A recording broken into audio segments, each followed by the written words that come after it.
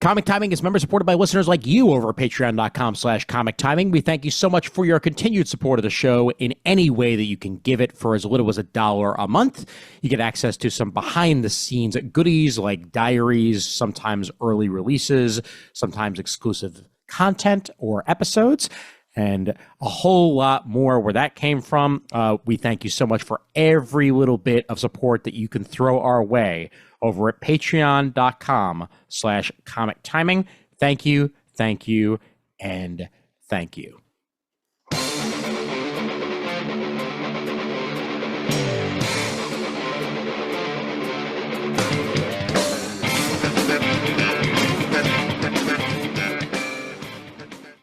Hey there, folks. My name's Ian Levinstein, and welcome to episode 236 of Comic Timing. And this one is a continuation of the recording that you guys experienced on episode 235. As we went a little bit long, I kind of had a feeling we were going to, considering that it had been a couple of weeks since this particular crew recorded, and we had a whole bunch of stuff to talk about. So in this episode, this is going to be a little bit shorter than the last one. Probably clock in a little bit more over, I'd say probably about an hour. But in this particular episode, this is after Jamal and Donovan said their farewells. And from there, Chris Naudis, myself, Raph Suhu, Brandon Christopher, and Brent Cassina go into a in-depth and spoiler-filled conversation on Agatha All Along. We also talk the MCU in general. And then we followed up with some recent reads and also thoughts on the previous New York Comic Con for those of us who did attend, as well as a couple of stories that were thrown in there from people who did attend that were not any of us. So I hope you guys enjoy the rest of this episode, and I will now fade to a lot more than just me on the YouTube version of this. And of course, I will be doing that in audio form for those of you who are just listening. Enjoy. Yeah, let's talk Agatha. And I personally had so much fun with this show. Way more fun than I immediately thought. I also caught the twist immediately as to who, the kid was going to wind up being. Who honestly that reads comics didn't catch on to that? I didn't think about it right away. It became kind of obvious after a while, but no, there are people who didn't know. Like our friend Zach Davison was like, I had no idea. I feel like they've been talking about Wiccan in Agatha all along for like a good year, though. Yeah. Have they? And yeah. I don't remember. No, they literally like they said Joe Locke is in it, and everybody's like, Wiccan? No, well, yes, but they never once actually said who he was going to wind up playing. He's called Teen. Yeah, I went into it assuming that he was going to be Wiccan, and then they were like, "Oh, it's a secret." And I'm like, "Oh, he's definitely Wiccan." Okay, cool. They for starters, not everybody follows every little bit of news. I don't follow comic, movie, or TV news anymore because there's just too much, and it is actually just becoming a big downer. There's like so many other things I could be doing in my life. Yes, I'm totally criticizing all of you that follow the news so closely, which is a lot of the episodes, Ian, of Comic Timing. Yes. I've slowed down too. I have for the most part as well, quite frankly. That's why I didn't know that IDW launched their own app until we were literally recording this. So. I'll say I'm a Star Wars fan. I honestly did not know until last week that Skeleton Crew was about kids. I didn't watch the trailer at all. I don't care. I actually started watching the first episode. We're not really talking about Skeleton Crew, but yeah, I started watching the first episode. It's fine. I like the color palette. It actually is really pretty. It's a weird thing to say. That's my only opinion. This is all I'm going to say about that. I just think there's just too much out there. I don't watch a lot of trailers. I did watch a lot of the recent Marvel trailers, but with Agatha All Along, I just didn't care because they announced it not too long after WandaVision, and I'm like, of course. And WandaVision, as much as I like the show, kind of left a sour taste in my mouth because it was such a brilliant show, and then it just devolved into pew, pew, pew fight at the end.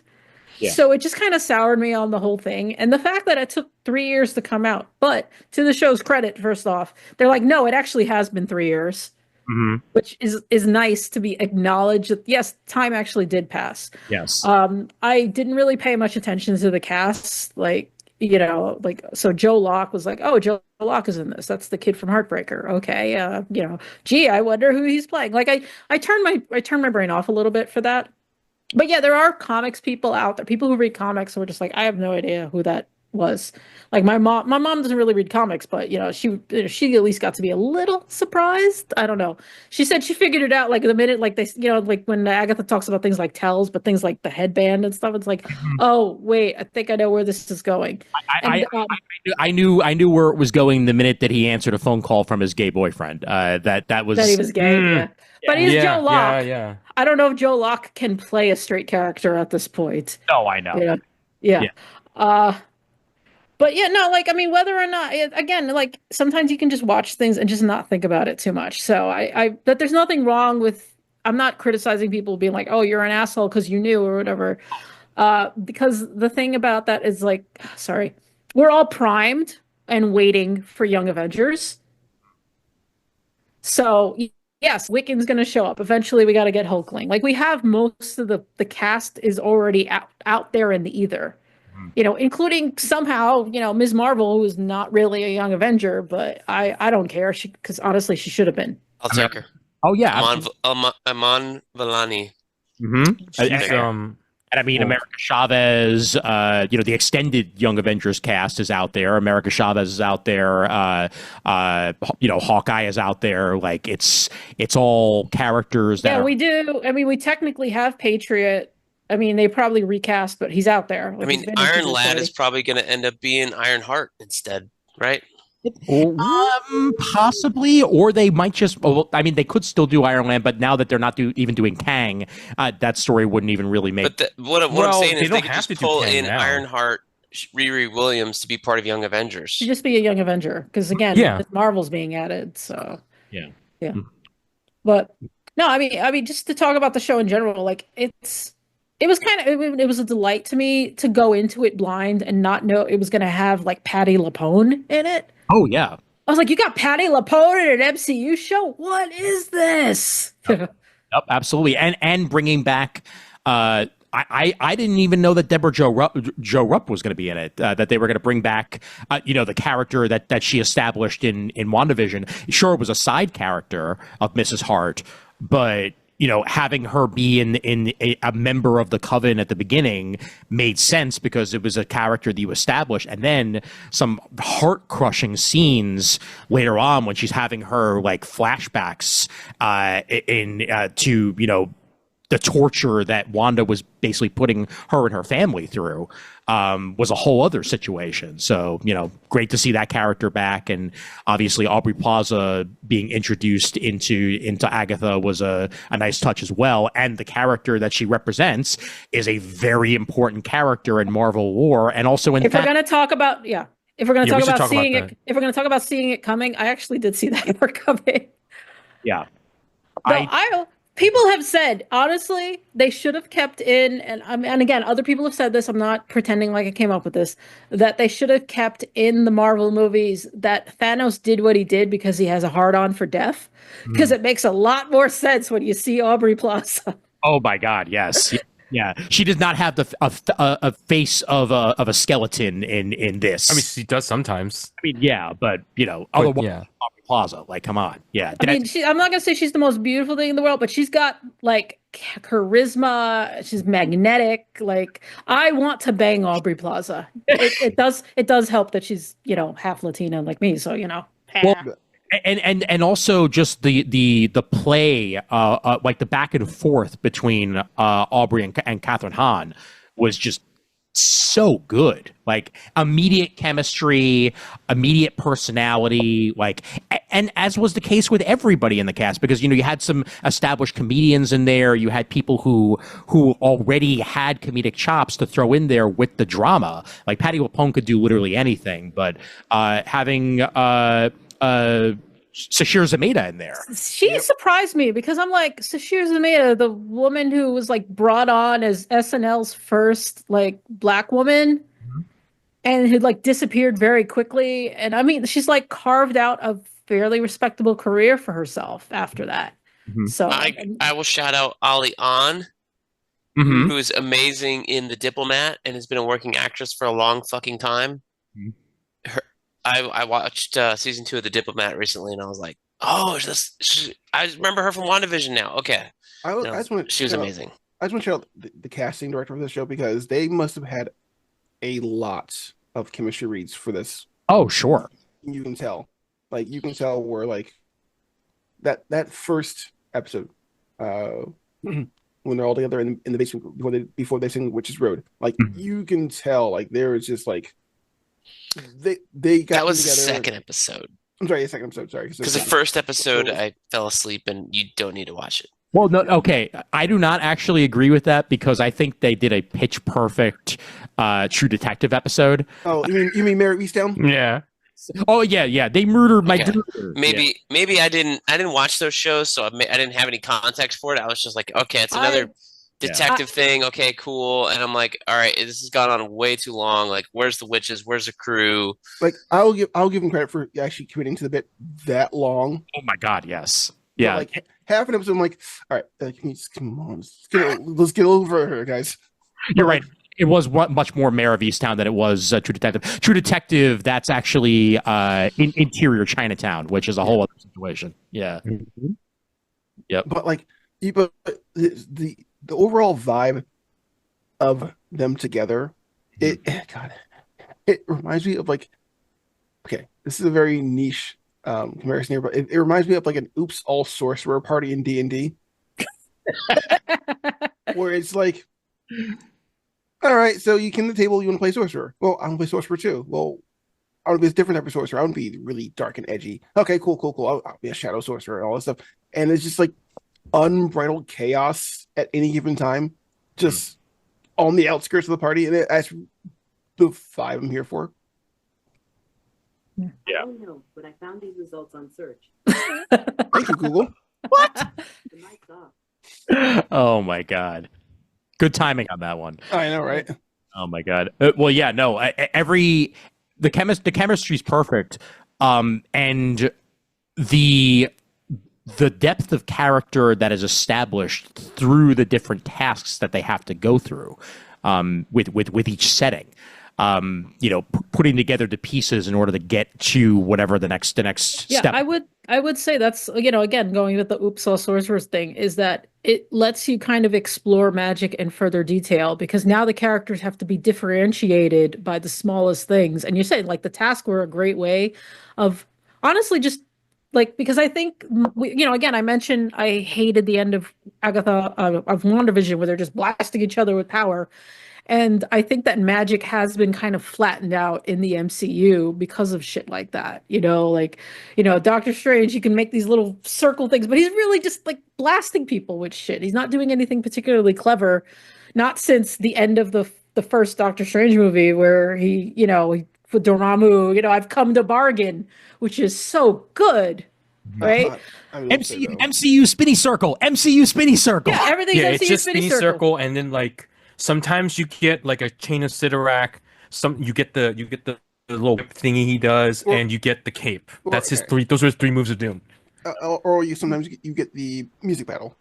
Yeah. Oh yeah. It was cool. But yeah, like, it was nice to see them kind of be like, hey, this is what witchcraft is, even like historically. Like, the show felt very aware of the history of witchcraft, and again, it's a very feminine coded thing because witches are traditionally women. Which I don't want to jump ahead to spoilers, but the fact that when you even talk about Agatha All Along, but the fact that the answers were right in front of us all along in the end credits. Yeah. Yes. Because I thought it was cool. Like, the end credits are very nicely done. Like, they show you all these different portrayals, depictions of witches over the years. Like, they have a picture from The Wizard of Oz, and they have like Lisa Simpson as a witch, and and they have the clip from Kraft with Nancy on her little tippy toes, sliding forward. And then when you finally get to the last episode and you see Billy's bedroom, it's it's like, oh fuck, you know. Yeah. And for that matter, when we got to the end of the episode before that, and we get to the credits, and we go through that and all again, and the title of the show goes up, I said to myself, oh my God, Agatha All Along. Yeah. It was Agatha All Along. Like, it's still Agatha All Along. Like, she is the person who has been pulling every single... Well, she didn't even know about with the Witch's Road.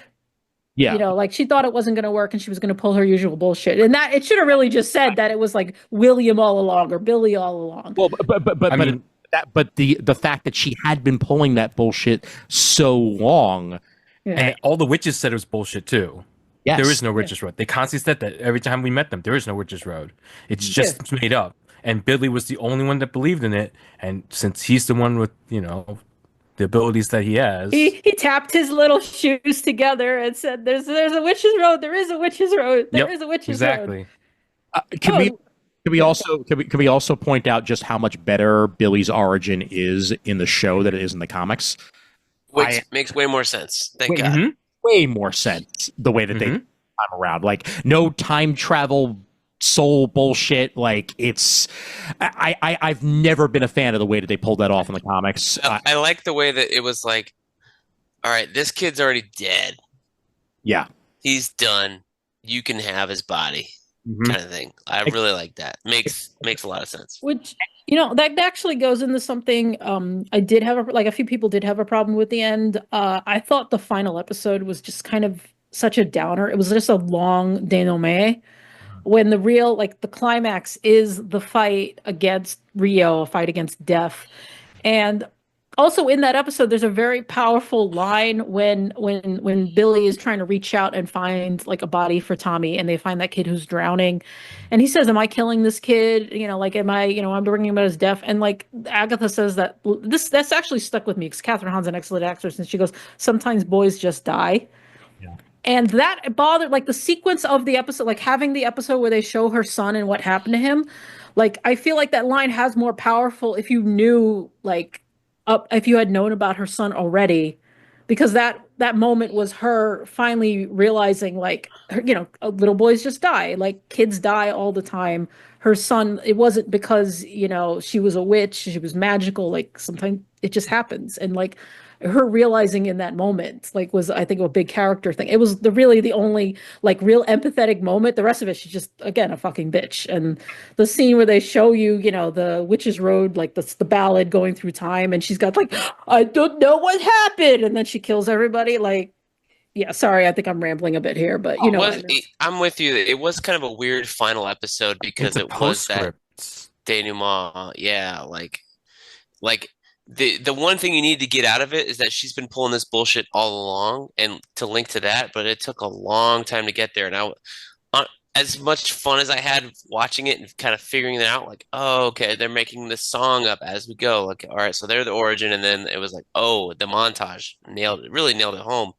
But like, I was a lot more interested in like, where the fuck is Billy? And then just to be like, oh, we found him. Credits. I was like, well, yeah, but that to me, I knew was coming, just knowing the fact that there's going to be a Vision show upcoming. At least that's where I assume a lot of this is going to wind up having its culmination. Like, I wouldn't be shocked if we have Ghost Agatha and Billy in the Vision show, and as part of their search for Tommy. Like, it's bringing the family back together. At this point, Marvel slowed their television down so much that I'm just like, I don't want to see them immediately build to something. Like, for me, if you're going to have a television show season, have it be beginning to end. And we kind of got that here, but that tease is so good that it's like, we might not get to it for another 4 years, 5 years. And by that time, I won't care. Yeah. So for me, it's like, if you're going to slow stuff down, then change the writing a bit to have it just be beginning and end. If it's going to be a mini series or whatever, a series, one season, and then have whatever you're writing, whatever's next. If you want to pull from that to tie back to it, that's cool. that's a true to comics thing, but to have everything like interconnected but takes so long to come out, I think that's where people get that fatigue we were talking about earlier. Listen, Jeff Johns can only write as fast as he can. All right, that's not DC's fault. Yeah. All right, J. Michael Straczynski took forever to finish Amazing Spider-Man. That's not Marvel's fault. All right, it's not their fault that these people take forever to finish. Oh wait, this isn't the same thing at all. So what we're all saying is that we need Taylor Sheridan to start writing MCU shows. Oh, absolutely. Yes. Yeah, and we could have Dan Mora do all the all the images, and they'll be done in like literally 3 days. But I'm fine with that.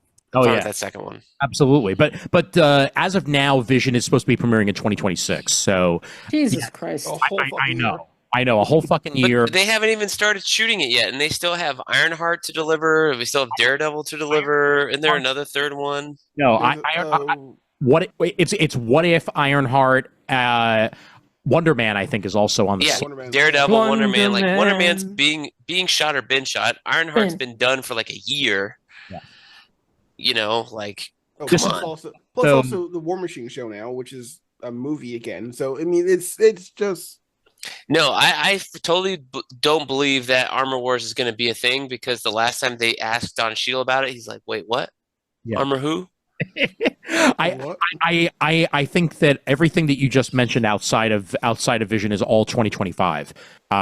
So Daredevil Born Again is supposed to premiere in March, and Ironheart is June. Okay, and I think So yeah, Wonder Man is also on the slate for 2025. It 'Cause is December 2025, according to ye old Wikipedia. there you go. Yeah. So And Vision Quest says 2026. exactly. All right, so this this is my complaint. By the time we get to a Young Avengers show or movie, it will be 27 or 28 Mm. 30s. They'll be in their 30s. They'll be the from something you started in 2021 with WandaVision. they're Young- the youngish Avengers. Exactly. What were you to say there, Chris? Well, I was thinking about like a few things. One being that the timeline is so weird because it felt like they kept forgetting that like, because of the 5-year jump, Endgame, most of Endgame, and then everything after that took place in 2023 at minimum. Yes. So now I'm wondering what years like half these things even take place in, because again, like they seem to forget. Like, no, that would be 2020. You know, I think we caught up physically to them. technically, Agatha would have been 2026 is actually when it takes place, Okay, all right, because 2023 would have been WandaVision Yes. right, okay. because it takes place literally like 2 weeks 2 weeks after. yeah, Endgame. Yeah. The other thing I was going to say is I forgot that Terry Matalas is the showrunner for Vision, so I don't give a shit about this show. Fuck that guy. Hey, look. It could still turn out okay. All right, It could. What? I mean, What is the reasoning? Picard. Mm-hmm. Picard Didn't they season have like 3. 3 different showrunners? Yes. Well, no. He 2. was a co-showrunner on 2, but he abandoned every single plot line from 2 to do Star Trek: The Next Generation reunion. Isn't that what everybody wanted in the first place? Except it wasn't on the surface. Yeah, It's it was very like J.J. Abrams' Force Awakens, where you think it's good, and then when you sit back to think about it, it's not good at all. I thought you said JJ. I think you were gonna say JJ Abrams Sports Night. I'm like, what the fuck does that even mean? Force Yeah. Awakens. Force Oh. Awakens. Honestly, It's very nostalgia bait. yeah, honestly, I could have lived with Picard. Like, I'm like, look, it gave people the nostalgia bait. It gave them the Next Generation reunion they wanted. It gave the characters a better send off than Nemesis, which was a terrible movie. Oh, God. But the thing where I am so over Terry Matalas was that the end of Picard basically sets up this new show with this new Enterprise with these new characters who are all legacy characters.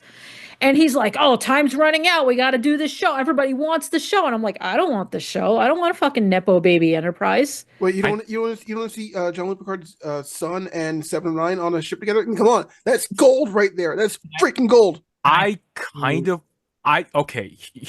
want to see that show, but only because I want to see that timeline continued. I don't necessarily need the same. I don't need to see the Enterprise G and the exact same. I do want to see 7, and do want to see Raffi. I don't need Picard's kid. I do kind of want to see the LaForge family because I want to see more of that dynamic. But I don't need. I want our era of Star Trek from the 90s to continue a little bit. I want to see. I want That's to what I see. want. I mean, I want Harry Kim to actually get a promotion. Yes. I could do Voyager B Kim? with Captain Kim. Sure, I'll do it. I want the lower level characters. I want to see where they go. Like with Lower Decks, I want to see them grow up. I want to see Prodigy be real Starfleet officers. I wanted fucking Icheb to live, but Picard killed him off in the worst way possible. Jesus, Captain. Can I point out that Vision Quest only has 3 people as of now that are officially in the cast that have been confirmed. Obviously, fucked. Obviously, Paul Bettany as Vision, James Spader as Ultron returning, and Todd Stashwick. Oh my God, they're bringing him back. They're bringing him back. Yeah. They're bringing back Shaw. But that is a reason alone why I'm looking forward to this, because I want Todd Stashwick and everything. I don't care. He was great. He was the best part of Picard, and the fact that they offed him, and I'm like, he's the most interesting character in this show. I'm sorry. Most likely character in the show. Yeah. But I think I just the fact that he's going to be in this makes me interested, and hopefully it'll turn out positive. If it doesn't, we'll know why. And you know what? We'll be fine. Because that's just it. A bad show is a bad show. I can just shake it off. This isn't the 90s where we had to grasp every genre show. You know, happened, and we move forward. That's it. Yeah. Secret Invasion was trash. Oh yeah. That's it. Yeah. Oh my God, was it? That is one of the.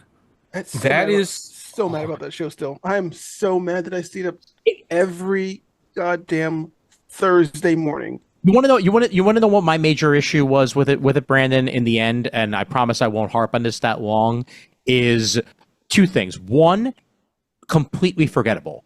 Almost every single nothing. It did nothing to advance story other than wipe away a whole bunch of character growth for Rhodey, because it wasn't our Rhodey. And it hasn't been our Rhodey for a long time. So yeah, by the way, let's kill off Hill too. Sure, thanks guys. Oh yeah, that's it. The Rhodey thing bugs me. Look, I get it. I read the original Secret Invasion comics, which is now a long ass time ago because time marches on and we are old. 15. Oh, I'm so sad. But one of my favorite scenes, honestly, from Endgame is between Rhodey and Nebula. And now I'm like, oh, that was a Skrull. Well, that fucking ruins it. Because it was this moment of this is my granola crunchy, civil rights, accessibility, inclusivity thing. Because it was a moment between 2 disabled characters. And I found it really meaningful because, when she puts her arm to grab the gem and she gets all fried and she's like, I wasn't always like this. And he says, oh, I think he said something we make do with what we have. And I'm like, this is a really lovely moment. And now it's a fucking Skrull. Thanks, Marvel. Yep, unfortunately the case. That's the problem with retcons in general is you think of everything as being a moving piece of continuity. Except that we as much as I love continuity, I love how things hook together. It makes my brain happy. But I mean, we only got into all of this not because of the continuity, but because of the characters. Oh yeah, and what they mean. To us. The problem is you really could have had this could have been the big Phase 5 story between Captain America: Winter Soldier, where you have all of this xenophobia about humans. Then you throw in the fact that the Skrulls are outed as being on Earth. And that's your Secret Invasion story. And then your Captain America movie could have involved, you could have built this. Because Secret Invasion isn't a tiny little TV miniseries. It's not the tiny little comic book series that was just on the side. It was the big event. And it should be treated as such. I agree. Right? That's the thing. They treated it like a tiny little 4-issue miniseries that you don't necessarily need to read when it's not that at all. And the fact that you did that meant that you couldn't have a big story because it can't affect the rest of the universe because your movies have big plans. Plus and you couldn't make anything good out of it. It just inherently was impossible. Disney Plus and the overexpansion is the entire reason why Secret Invasion went the way that it did. Yes. They needed content rather than story. And that was very obvious from the way that it was executed. And I agree with you entirely, Raph. Secret Invasion should have been a tentpole that you were literally leading towards and for that matter, in the other shows, it should have been the tentpole that you're going for instead of the weirdness of the Skrulls being one way in Secret Invasion and being entirely different in Captain Marvel. Like it's a cognitive dissonance that doesn't make any sense. And it's another reason why that series is just completely forgettable. Well, in fairness, though, again, going to my reading every Avengers issue, it's like even the comics don't know what to do with the Skrulls half the time. Because there was like in Fantastic Four, I feel like they've mostly been they were first portrayed to be kind of very antagonistic and just villainous, but like they were humanized in Avengers when they kind of were like no, the Kree are the bad guys here. And like the Skrulls were innocent, the Kree are like basically genocidal maniacs, and like that's so having these different versions in the in the movies and TV show doesn't completely bother me, and like it's honestly kind of realistic to have people with different views. It's just more that, like you said, like it came to a whole lot of nothing, especially when you had like all these like important actors and stuff. You get Emilia Clarke, who not the hugest deal, but she's still a pretty big deal, and you did nothing. Olivia Colman was in the fucking series. Like, are you kidding me? Like, come on. Yeah.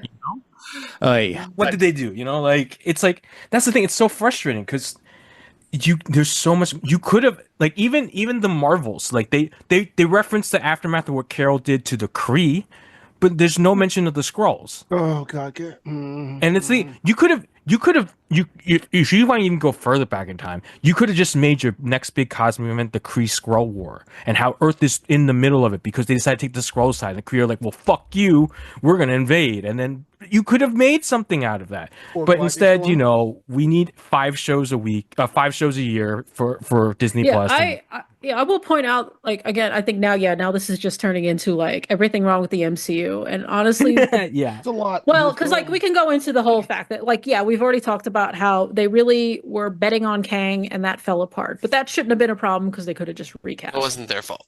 But it's also very clear they really weren't all in on that anyway, because again, you could have just recast, you could have pivoted very easily. Could they have recast Black Panther? They could have, but honestly, I think it worked really well. That one would have been more problem. Like people would have been like raised more of a stink of it. I would think. No, to be fair, if they had given I think they should have though. I've always maintained that they should have because he was such an important character. It was such an important moment. And I get respect for the actor that died. It was tragic and horrible, but like, if you want to be weird about it, for the culture, he should have carried on.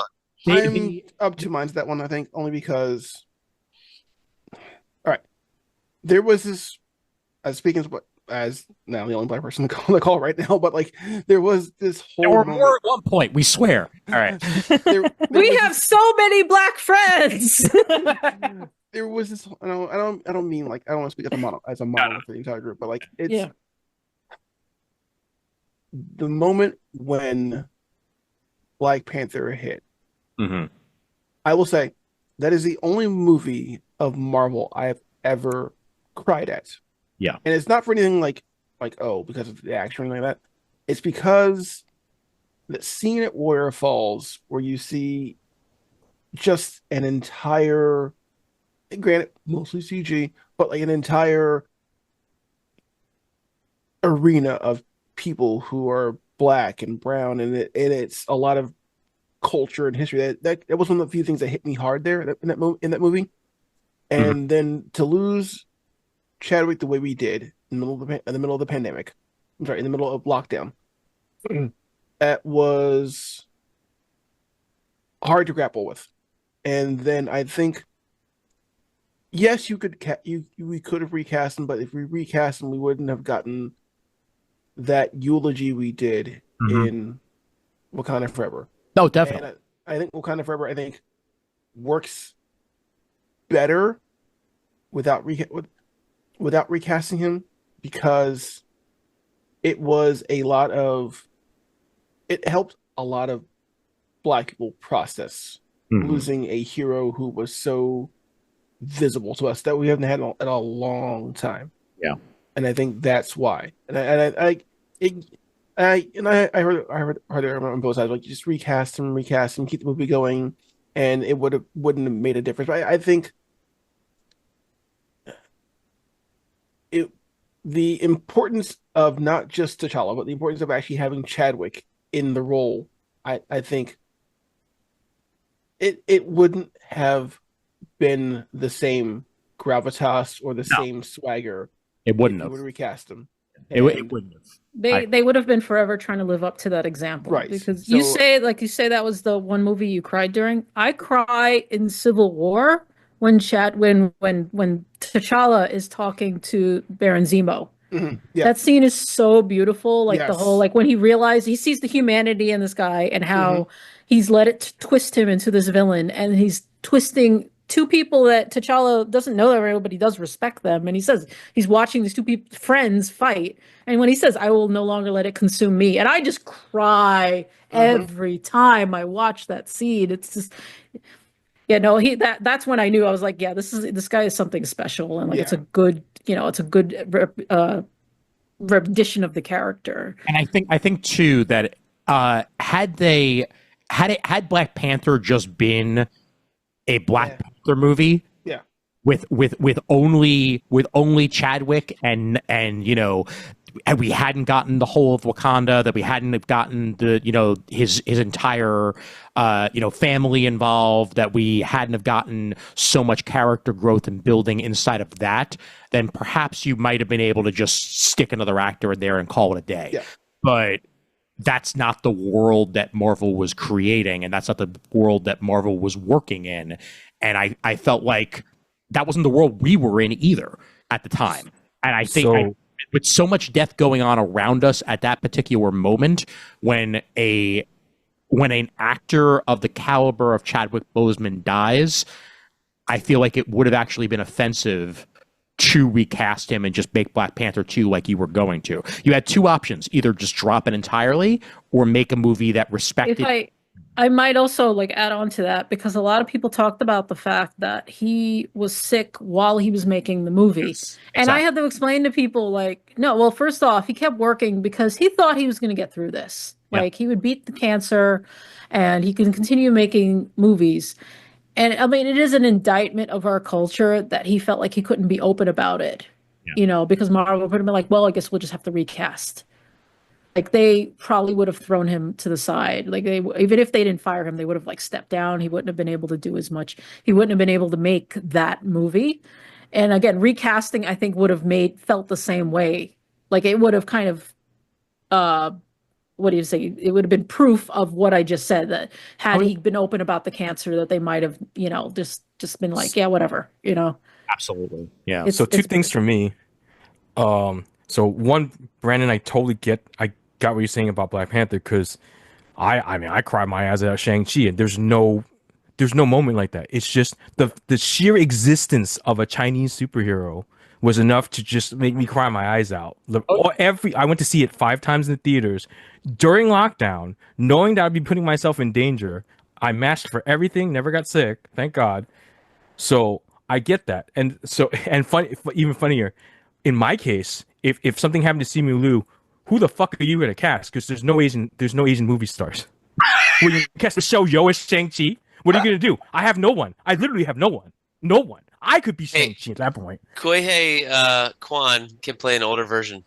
He's 60 though. He's 60. He's older. He's older than his dad. That's true. Than Tony Leung, because Tony Leung was a big star and got his start at the same time as Koihei Kwan. But the other thing is, which Black actor could handle the role and be as good as Chadwick? That's my Jonathan other Majors. thing. Here's the thing, the funny thing is, he would have been the only person who could have done it, but he dropped that bag so hard. Yeah. Actually, I can think of someone, but it's a problem. Michael B. Jordan. Yeah, that too. You could have used them.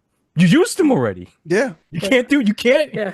You can't. That's the rule in the MCU, which I wanted to bring up earlier. The rule, you've played one character, you can't play another. Though we're starting to reach the point where they do have to reuse actors. But one thing I thought was beautiful, I was reading an interview. It was with Paul Bettany, because he's all like, yeah, you play one character, you don't get to play anything else. So, I was doing the voice of the computer, so I didn't think they were like, hey, guess what? And I was so happy for him, honestly. You know, Michelle Yeoh's got 2 roles. There's I only know. there's only And one Jimmy there's Chan only also. there's only one person outside of casting an unknown that I could have ever even seen taking over the role of Black Panther, and that was David Oyelowo. I think he, Yellow. Yeah. yeah, he could have potentially done an amazing job, but also going back to what I said earlier, it would have spat on it. So I think if they had chosen to just drop a second Black Panther movie entirely, give it 5 or 6 years, and then go back to it, that would have been one thing. But again, that's just not the way it went. And I think What about book? no. Okay. I like that Chiwetel Ejiofor's in Doctor Strange and Venom 3: The Last Dance, and he's not Baron Mordo in Venom 3. Yeah, we're starting. Like I said, we're starting to reach the recycling point. Which I mean, I'm impressed it took this long. And that just tells you how Chiwetel Ejiofor's career overall is going, though. Yeah. Oh yeah.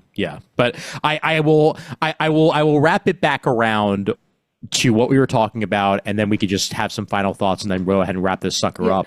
I do have one more. Like what I was trying to say earlier, the problem I think with the MCU is the fact that so in Infinity War, we get the snap, half the population of the fucking entire universe disappears, and it's this huge traumatic event. At least that's like what we're led to believe. I can say that about at least shows like whatchamacallit,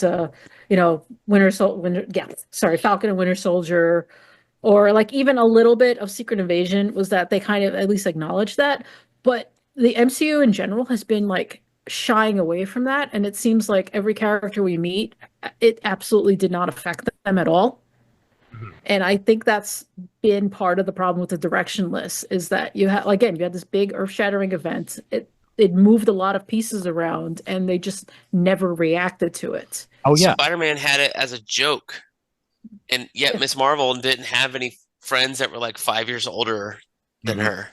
Yeah, exactly. Yeah. And I think that, blip aside, what Agatha All Along got right was just what we were talking about it with Penguin, and just what we were talking about with like the best of the Marvel movies, is that you need to have character growth and you need to have characters that work well together. And that's very much what they executed in Agatha.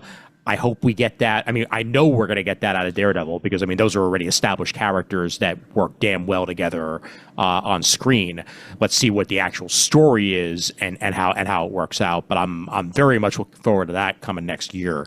And I'm gonna rewatch the Daredevil Netflix stuff just to refresh my memory and whatnot.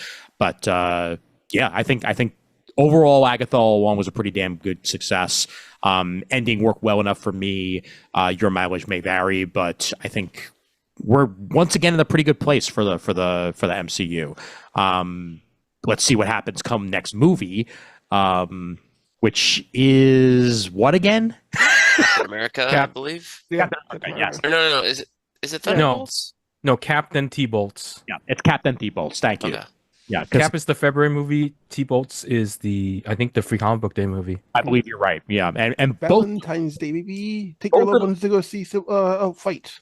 Both of those actually look pretty damn good from the trailers so far.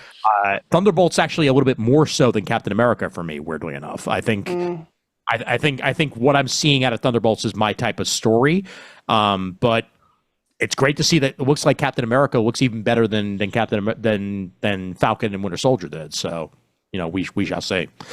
Let's finish it up with some last minute thoughts and reads and whatnot and stuff that we've been mulling through. I have a couple of stuff that I got at New York Comic Con. I will just say real quick, I think this New York Comic Con was pretty much a success for me. That it was. I was going into it a little bit wary just because I wasn't quite sure if it would hit on a panel aspect. And I think in the end, I went to enough to make myself happy, saw plenty of people, bought as few things as humanly possible. And I think the atmosphere was actually incredibly positive at this year's New York Comic Con. Overall, good con. Good success, good experience. Raph, I know you were only there for the one day, but I know you enjoyed hanging out and shooting the shit with some buddies and whatnot. Yeah. So this was my first New York Comic Con in since 2021. I didn't go. No, since 2022. I didn't go last year. This is also the first one I didn't feel physically wrecked after being at the show, which is a very huge landmark for me. So I feel like at this point now, we are 5 years out from my surgery, from my transplant surgery. I am pretty much back to the same physical condition I was pre-dialysis. Nice. Is that great health? No, because I'm not super strong. I need to work on my core. I need to work on some. Yeah, I'm also 40 now. I'm not in my 30s anymore, so I've got to do more stretching, more exercises to keep this thing running. But I wasn't like dead. I didn't crawl into a cab to go home, and I also had money, and I didn't spend $800. I only spent like $200. Good for you. Good. And it was all, but I kept to my principles. It was not like stuff that I could get anywhere else. It was all stuff from Artist Alley, including this book, which I read to do a review on. This is Monstrous, which is by Sarah Meyer, who's Jamal's neighbor. We got to talking. Sarah is they are an artist who's worked on Teenage Mutant Ninja Turtles, the Saturday Morning Adventures book from IDW, and Sarah is adopted. They're adopted from South Korea. I have another friend, a very close friend of mine who I've known for a very long time, who's also in a similar position. So the book is about their journey, like growing up, being different, having just like being really creative, having this imagination, but not fitting in with the kids because they're 2 years younger than me, but they're a huge Ninja Turtles fan, which we bonded on because. I mean, come on. I am the most obnoxious Ninja Turtles fan on the face of the earth. No idea what you're talking about, Mr. Yeah, I mean, like, why would I love Ninja Turtles? But No clue, Mr. Raph. But it was great because it's funny because like in the books, they're a little girl and like constantly drawing Ninja Turtles, and like all the girls won't play with them because like, oh, we're doing dolls and we're playing house, and all the boys are like, you're a girl, you don't know anything. So it's interesting to see that journey just as like and also, there's also, we're both Asian. We're both East Asian. Our experiences growing up are very similar there as well. But then there's also the adoption part, the not fitting in, the not feeling like they belong. There's a lot of things that I feel like a lot of people can relate to, and that's one of the things I like to point out to people when people get snippy online with me is, we're all this. There's a lot more that we have similar than that we have different. And the experiences we have, like at any point, any of us have felt alienated, felt different, felt like we didn't belong, blah, blah, blah, blah, blah, right? These are common experiences, even if we don't look the same. And the book actually does a really good job of like showing Sarah's experiences and how that can be universal, even though they have a very specific set of circumstances. They're part of a they were adopted from South Korea. Not everyone's been adopted. I'm not, not everyone's South Korean and adopted. But still, despite all these things that are unique to their experience, there's still some commonality. There's still some things that we all experience together. And they did a really good job with it. It's a really good book. I highly recommend it. It's a great memoir, autobiography, book like it's a whichever one it is, it's great. I recommend it to anyone who wants to like hear a story that isn't quite their own but is very similar. Nice. And has common and help you find common ground with people you may not think you can find common ground with. Fantastic. I mean, it sounds like a fascinating book, and glad that you got to shoot the shit with Sarah for a little bit while sitting at Jamal's table to regroup and recoup, as it were. Oh, also, fucking book of the year. Book of the year. Nice. Okay, I just read this morning. Say it out loud. This is Tom Scioli doing Godzilla Monsterpiece Theater, in which. It's a story. It's basically The Great Gatsby, and right before the end of The Great Gatsby, Godzilla shows up and devastates New York. So Gatsby has to team up with. Let's see. The team up doesn't happen in this issue. Minor spoilers, but Sherlock Holmes, the time machine guy from the Jules Verne books, and a mystery partner, which we don't really get to know who it is. Yes, there's the cover for all the YouTube watchers. What a beautiful, exquisite, Is that undeniably gorgeous little present Tom Scioli gave me. no? That's not the mystery guest. Isn't who I think it is it? I don't want to say. Okay. I don't. We can talk about it afterwards. I don't want to spoil. But the fact that it's just this first issue is pretty much The Great Gatsby, the novel, the classic novel that you all read in high school and probably don't remember anymore. Yeah. And then suddenly Godzilla shows up and devastates the fucking city. Oh my god! Go. A great Godzilla movie, a great Godzilla story. The most important thing, and this is counterintuitive to what people may think, is the humans have to be compelling. They have to be. If you don't care about them, the movie is actually dog shit and you don't actually like it. You just want to see giant monsters fight. And after you watch that, you never want to watch it again because you've already seen it. Mm-hmm. So why not take a classic American novel, the classic American novel, and throw Godzilla in there? What a beautiful idea. What just mwah, mwah.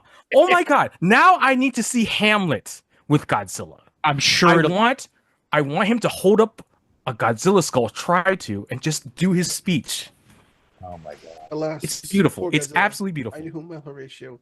A monster of infinite radiation. He bore me upon his breast 1,000 times. Oh. Can I tell a short Hamlet related story? Sure. Yeah. Ian knows this. I went to see Hamlet when it was playing at the Public Theater. Oscar Isaac was playing Hamlet. Oh. Keegan-Michael Key was also in there as God, why am I think Benvolio? I don't know. He's the guy who puts on the play. Mm-hmm. That's the important part. Yeah. And they do the whole scene, where they want to put on the play because they want to, capture the conscience of the king. They want him to feel bad about killing, the old king. And they do that whole scene, and of course, the king leaves. That's part of the story. But it was great. It's like I was sitting in the front row for this because I bought literally the last ticket in the entire theater, and I guess nobody wanted to sit by themselves, so I managed to get the seat in the front row. And so this scene happens, and like Keegan-Michael Key comes off the stage, leave, and he does this stage whisper line. He goes, "He didn't even fucking see it." I was like, the greatest meta text. Yeah. Oh my god, that's yeah. That's just about as good as you dancing with Patterson Joseph. Yes, that actually happened. It was super weird. All right, I have one. Okay, yeah. I've got one New York Comic Con story. I didn't go this year. Okay, but two of my coworkers did, and this is both of whom you met, Mike and Sarah. Mm-hmm. Sarah loves her indie books, and Sarah loved a little book called Inkblot. Okay, and she waited in line to meet the. Don't look it up, Ian. Okay, okay. This part of the story. Okay. Okay. All right. So she wait in line to meet the artist and writer of Inkblot, and got her wanted to get a sketch drawn on her book. Couldn't do it the first day. Came back the second day. Couldn't do the second day. Came back on Sunday. Got her, talked to her, finally talked to the writer, and said, "I really, really love your book, Inkblot. I love the character so much. He's so cute. He's so adorable." Mm-hmm. Okay, and so she says, "Oh, can I get a little commission on my book for her?" She says, "Yeah, sure, okay." And she goes fucking apeshit on this book. Like inkblots are everywhere on this cover of this book called Stoneheart that this writer and artist had made. Okay. Walks away, and Mike goes and asks Sarah, "You have no clue who it is, do you?" She goes, "No, why?" The creator of Inkblot is a woman named Emma Kubert. You told me this story. And Emma Kubert is the granddaughter of Joe Kubert. Uh-huh. Mm-hmm. Yep. And Adam's niece and Andy's daughter. Right. My friend Sarah, who's worked in comic books also had no clue who any of those people were. Love it. She's like, that's so I just like the book. Oh my god. That's amazing. So she talked to Emma Kubert for 20 minutes. Did not mention her grandfather or her father, and just narrowed on her and said, "You're my favorite artist ever," and it made her day. happens all the time. I'm sure it happens all the time, to be honest with you, especially like because Emma's stuff is significantly not the type of stuff that Joe Q do. No. So that's also fun. She met Jeff Johns twice. Wow. Okay? And both times it was for his Ghost Machine stuff. Mm-hmm. Okay. For Giger. All right. And most people go Jeff Johns for like, oh, I love your Infinite Crisis, or I love your JSA, all this stuff. No, it was I love this book here, this brand new book that you made just for me. And he recognized her twice, both times, because she has this freaking neon green Posca pen that she uses for signing all her books, for all her Geiger stuff. Yeah. She's like, oh, I know this pen, Sarah. I'm like, you know her by name. I'm like, this is her life. Wow. Yeah, you told me this story. I love that so much. That is amazing. Holy shit! I'm just gonna bring up the two things real quick. Oh yes. At New York Comic Con. One, Tim Sheridan's Green Lantern. I got to spend some time talking to Tim at his booth. Hopefully, knock on wood, we should theoretically have him on the show at some point because I want to make sure that happens so we can not only talk this but talk some of the other stuff that he's done over the years. Obviously, the stuff he's been doing lately has been fantastic. But this Green Lantern book is some of the best Alan Scott Green Lantern that I've read in years. It is so freaking fantastic. He's careful and respectful about the fact that Alan Scott is now canonically gay in the DC main universe, not just in those Earth 2 New 52 stuff. He's canonically gay in this, and they deal with that with respect, and it honestly works incredibly well in the book. So highly recommend the Alan Scott Green Lantern Dawn of DC miniseries that came out a little while ago. Do give that a go. And I also picked up Uncle Sam. Uncle Sam, this is the special election edition that they came out with. I know Brent also got it at his... Did you get it at Barnes & Noble, Brent, or did you get it somewhere else? Yeah, I got a Barnes & Noble. Nice, yeah, and this was 20% off at the con, so that just made it even more worth getting. But it's the first time ever that DC has let someone other than DC put out a DC collection, and that's Abrams Comics Art did this one, and this is a piece of history right there. It's got amazing Alex Ross artwork on the inside, and finally, super duper thrilled to have this back in print in any way, shape, or form. So if you get a chance to pick up Uncle Sam in miniseries form, do it. And this wasn't at New York Comic Con, but I will mention this. I got my Kickstarter copy of The Automaton.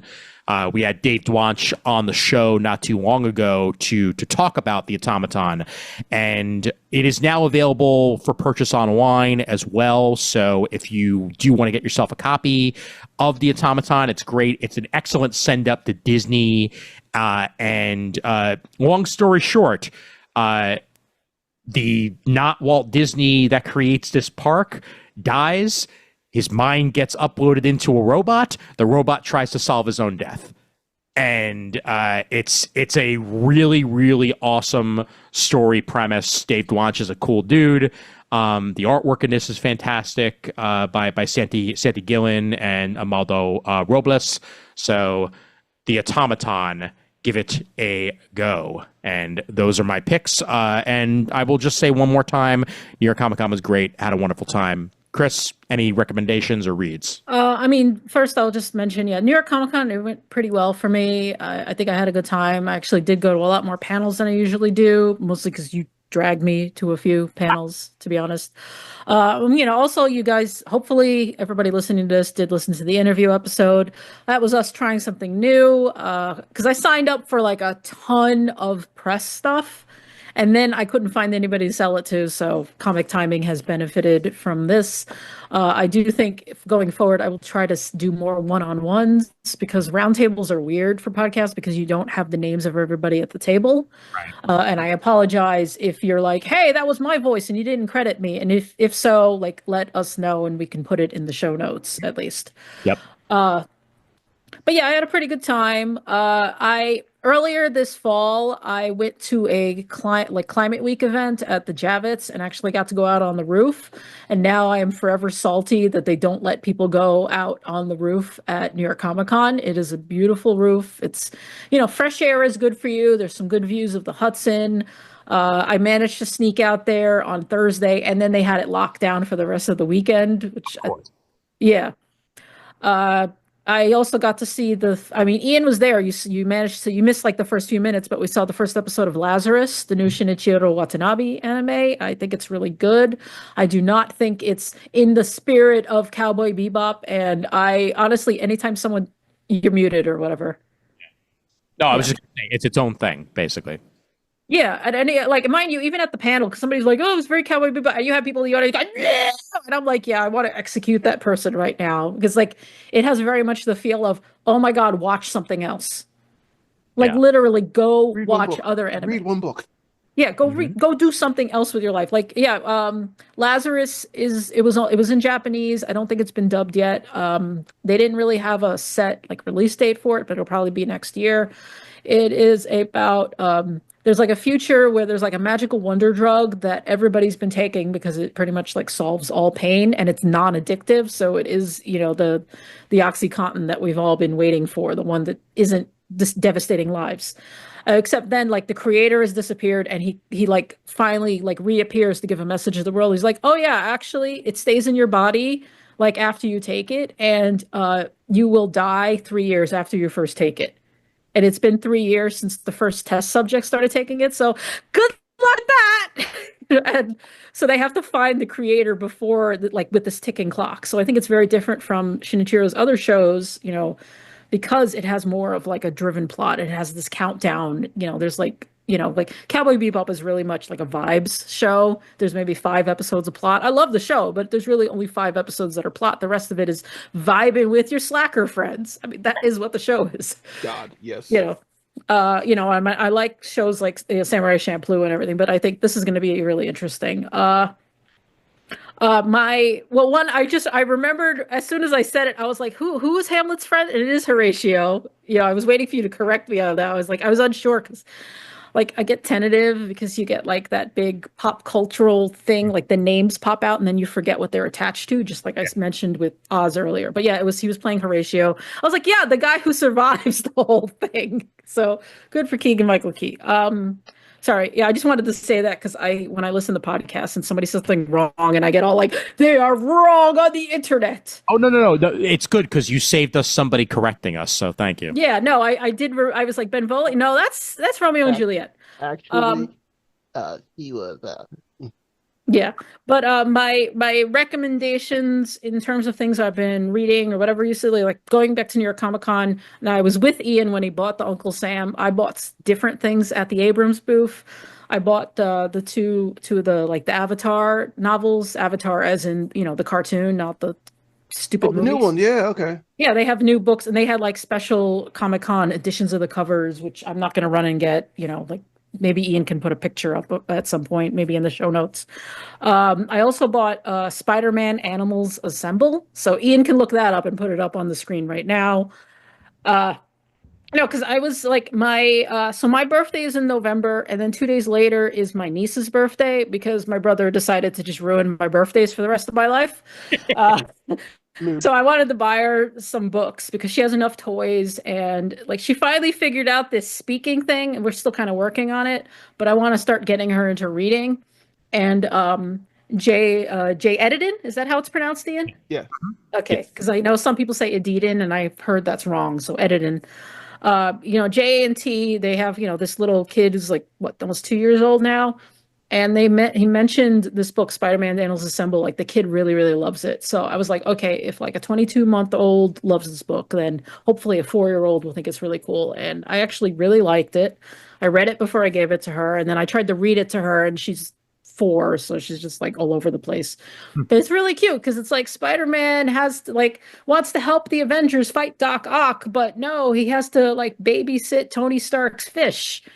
And then it kind of snowballs from there because like Captain Marvel's like, hey, watch my cat. And Hawkeye's like, hey, watch my dog, as you can see on the cover, like lucky. Thor. Yeah, Lucky's there. Frog Thor, Throg, whatever you want to call him, because I've seen him called both. Like just all the different animals. Like Black Panther's like, here's my panther, and the Hulk is like, here's my axolotl. Please watch it while we fight Doc Ock. And it's really like the art is really good, and it's just really funny. And she seemed to like it. I had given her 2 books, and she seems to like that one more. The other one I bought her was Brandon Sanderson has a storybook called like The Most Boring Book Ever. It's not boring. It's actually quite whimsical and fun. It's got really nice illustrations, but she didn't dig that as much as she liked Spider-Man. She loves Spider-Man. All kids love Spider-Man. Yep. So that's my recommendation. Yeah. Nice. Actually, I just want to point out that the Frog Thor is when Thor is the frog, and Throg is the frog that inherits Frog Thor's powers, who's in the Pet Avengers. Yes. Thank you, pedant. Thank you very much, Raph. Point of order. You are never allowed to speak again. Thank you very much. Brent, any recent reads or recommendations? Yeah, I got 2. So the most recent thing that came out that I picked up is the Dracula Kickstarter from Matt Wagner and Kelly Jones. Ooh. Nice. There is a paperback version out. So the Kickstarter was the hardcover only, and they're doing a volume 2. I think there's 4 planned. And I think the volume 2 Kickstarter is probably over by now, but again, Dark Horse is publishing paperback. So go seek this out in paperback if you can. Call your local comic shop and don't go through Brandon's store, apparently. Pre-show chatter. Sorry, joke, guys. Inside joke. But I could barely show any of the art on camera because it is gory and full of nudity and stuff like that. But this is Kelly Jones to the max. Like, this is what Kelly Jones was meant to do. That's a very gory picture that Ian's showing on there. That's basically, it's taken the history of how Vlad the Impaler became the vampire Dracula. And there's some...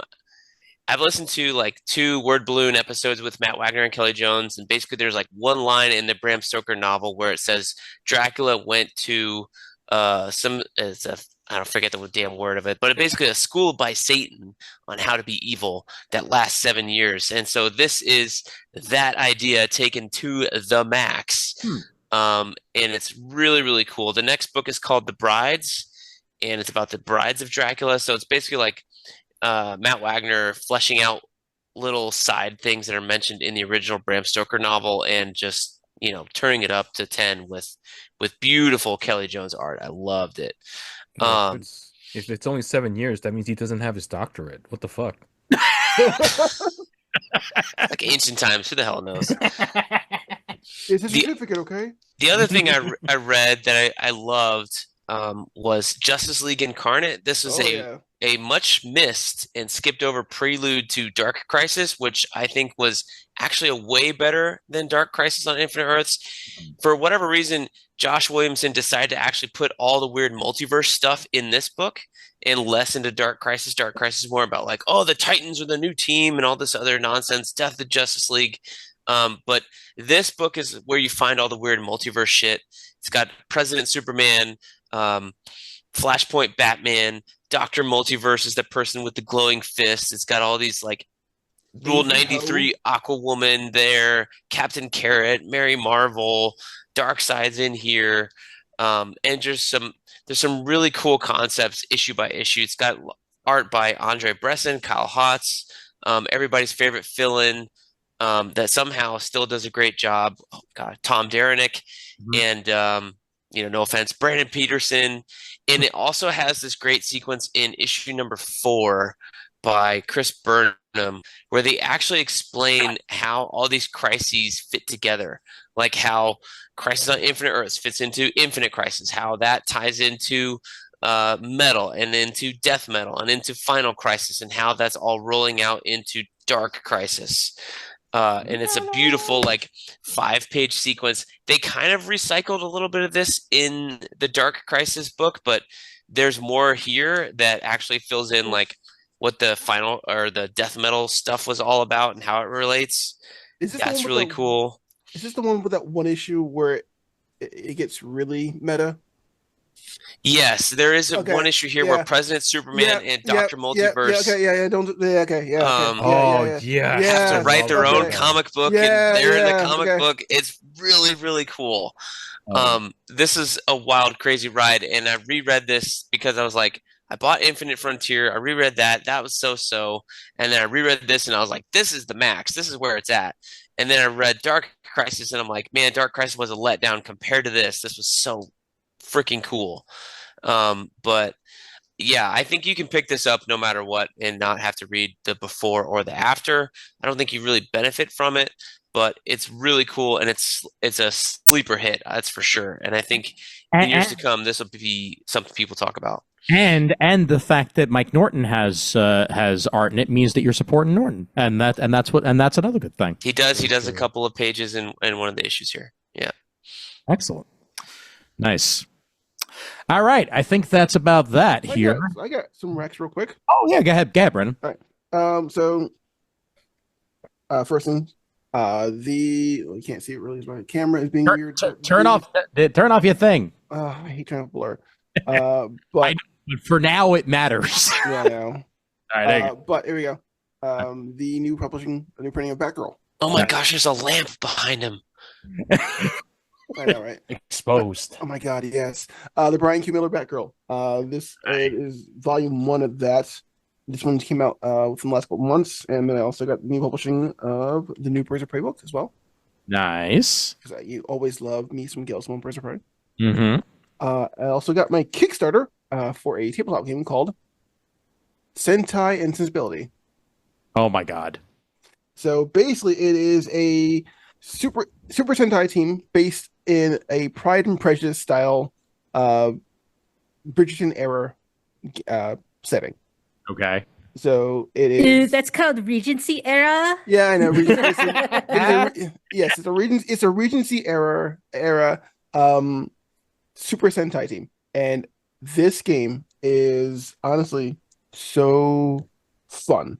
Mm-hmm. This was a Kickstarter that came out a couple months ago. It unfortunately has ended, but I believe it's going to be available in most friendly game stores right now. Basically, what you do is you actually have your own super team. You actually have your own super team, your own Zord, your own morphing sequence, and your own weapon also. So if you are a big Power Ranger fan or a Super Sentai fan, it kind of scratches all those itches, along with like a Regency era Fey flowers type of like sprinkling on top of it. So it's actually really cool. And then also, I did not get my book yet, but I did back the Kickstarter for the Russell Dodderman book as well. Ooh. And that is going to print soon, hopefully. It's going to be all Russell Dodderman's covers that he did for the last 5 years. So you get all the costume covers, all the Wanda Scarlet Witch covers from those books, all his X-Men stuff also, nice. All the Hellfire Gala covers he did as well. So good stuff. Nice. That's gonna be an attractive book. Yeah, it is a full-size coffee table book. I think it's like 150 pages, I think it was. Oh my god. Nice. On that note, Brent, where can they find you? I'm here on the internets. Blinking. It's so late. YouTube, BK's Bullets. Check me out there. I'm also on Threads as myself and BK's Bullets, and Instagram as BK's Bullets. There you go. There you go. Yes, it is indeed late. How the hell did we do this again? All right, Brandon, where can they find you? We should do this more often. You can often. find me on Threads and Bluesky as the Dabadon, on Twitch at Atomic Games, formerly on Twitter. I'm still there. You will have to, if you want to follow me, you'll have to accept me. I have to go on private on that because I'm going to be shutting the doors soon on my Twitter account. Mm-hmm. And I'm still on Hive also as the Dabadon as well. Hive, holy Hive, I know, right? Guys, it's still around. Oh my Why, that's a name I haven't heard. I opened the Hive app 2 weeks ago, Still not and it great. was like the last post from someone I followed was literally like 8 or 9 months old. It's still not great, guys. Still not great. I think I actually deleted my Hive account because I was like, I'm never going to use this shit. So Oh yeah, it's like, your app's kind of sucky. It's kind of slow, and your platform suck also. Yeah, why am I here? good times. Raph, where can they find you? I am everywhere on the internet. At Raph Does Stuff. I have a Twitch. I used to stream. I haven't streamed in a while. I just Same, haven't bro. felt like it. Probably start over again in 2025. You're gonna take the rest of the year off. And yeah, I do this podcast. I go on stream. I work at a video game store. That's it. Nicely done. Nicely done. That's it. And Chris? Well, I mean, I am still a jobless bum. I don't write for Make Use Of anymore because the pay scale was crap. But you can find me on Bluesky as Lampane at the bsky.social. I haven't actually added a URL yet. I'm Lampane on pretty much any social media that anyone gives a fuck about, which is not Threads. Haha. Yeah, I'm just living in a hole right now. I'm working on a novel. Yay! You don't Kill even me know? now. Hey, I same am- here. Hey, I have 170 pages, so. Oh, not first off, bad. fuck you. Okay, that's Progress. Yeah, no, I actually reached the end of it and went, but I want this to be a 300-page novel. What the fuck, guys? Did you do You gotta put more detail. wait, did you do a non-NaNoWriMo this month? I don't do NaNoWriMo mostly because it's usually during my birthday month and I do stuff during my birthday. But I did set, like, I was like, look, I want to have this thing done by the end of the year, and I'm on track. So yay me. But yeah. Ooh, so proud. So yeah, find me online at just the same old places, and starting in the new year I will work on things. Oh, I'm still on itch.io. I still have my page if you like to play stupid little bullshit games. I just released a new game called Your Request Has Been Closed. It is about making a game out of filing 3 run requests about illegal parking. Because, spoiler alert, the cops will do nothing. Yes. Very true. That's very So- true. It's very Yeah, true. so give me $1 and you can have my little zine that I made for Black Friday. I'm Excellent. very proud of it. Yeah. All right. And with that, email address for Comic Timing is comictiming@gmail.com. Facebook.com/Comic Timing is where you can find us on Facebook, and the Comic Timing fan group can also be found at that same location. We are technically still on Twitter, but we ain't going on it anymore, so screw that noise. But we're on Blue Sky. We are Comic Timing at Blue Sky. We're also Comic Timing Podcast on Instagram, Comic Timing Podcast on Threads. I am I_am_sci-fi on Instagram, and I am sci-fi no underscores on Blue Sky, and also on Threads as well. And that is that. With that, of course, YouTube for us at Comic Timing Podcast, and check us out on there. And as always, there's always time for comics.